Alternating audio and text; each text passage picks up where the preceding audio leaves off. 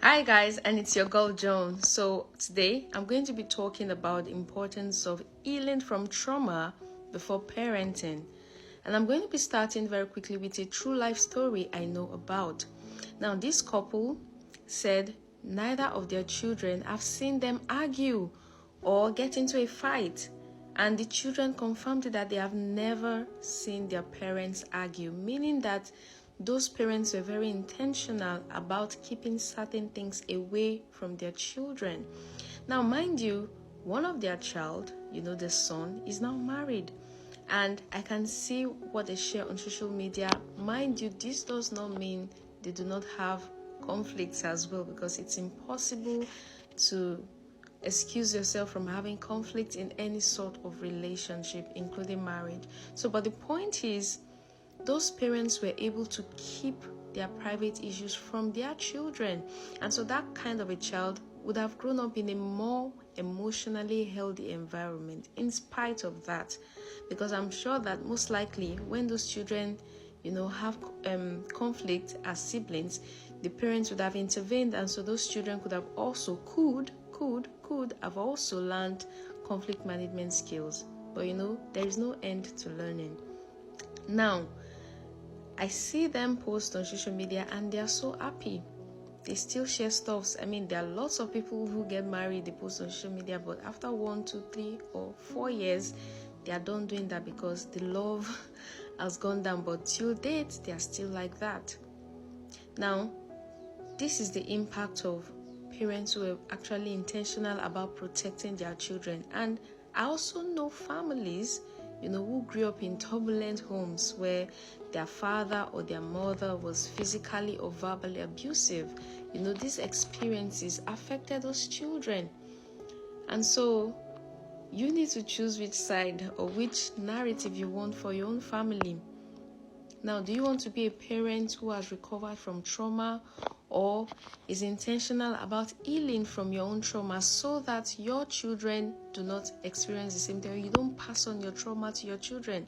So, for example, if you grew up in a home where your parents were always arguing, they were verbally or physically or emotionally abusive, are you going to perpetuate that pattern, or are you going to be intentional about going to therapy, getting knowledge, getting married mentors to ensure that you do not continue in the mistakes of your parents?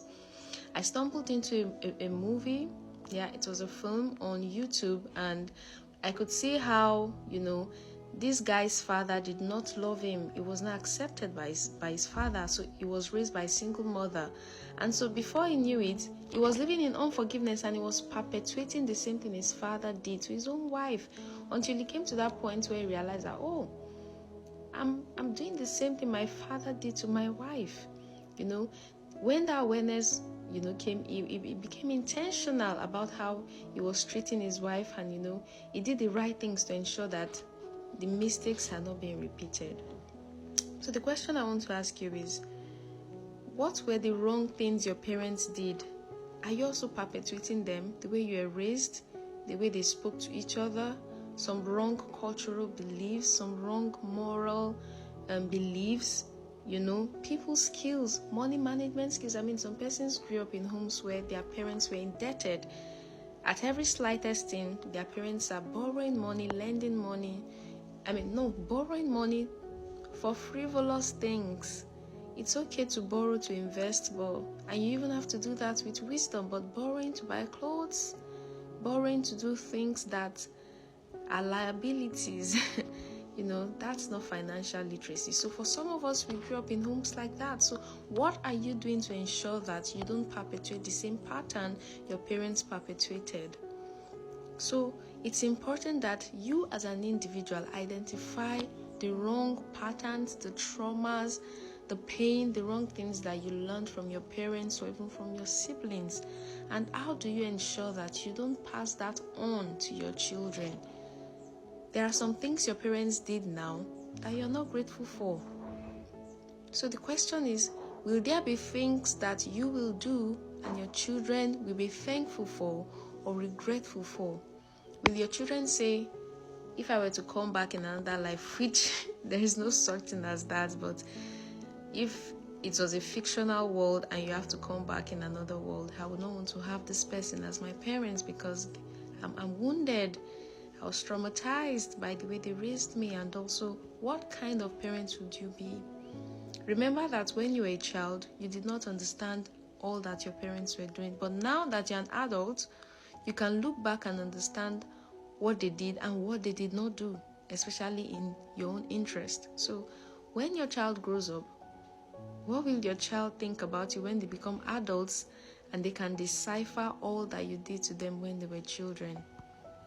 Why am I saying all of this?